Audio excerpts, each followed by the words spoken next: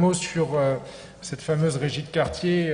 Moi, je me réjouis que notre territoire se prépare à accueillir une nouvelle régie potentiellement, puisque ça a été rappelé, vous aviez malheureusement mis à mal l'ancienne en lui retirant les appels d'offres et l'appel d'offres notamment dont elle bénéficiait. Et on sait très bien que quand on retire l'appel d'offres qui permet à une régie de vivre, on la sèche. Hein, c'est comme ça que ça se passe dans toutes les communes. J'ai une question simplement sur cette future régie qui serait a priori une régie de territoire et non plus une régie communale. Une question notamment sur le rapport entre la régie de quartier, la future régie, et le projet TZCLD, Territoire Zéro Chômeur de Longue Durée. Parce que quand on regarde un peu les deux projets, quand on va un peu dans le fond des choses, on voit qu'il y a certaines missions qui pourraient se recouper.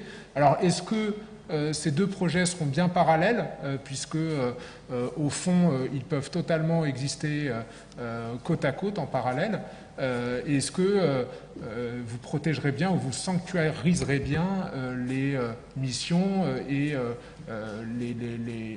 les compétences de la future structure que le projet TZCLD prévoit de monter si notre territoire à Asnières est désigné par le législateur comme territoire porteur, comme territoire d'expérimentation, pardon.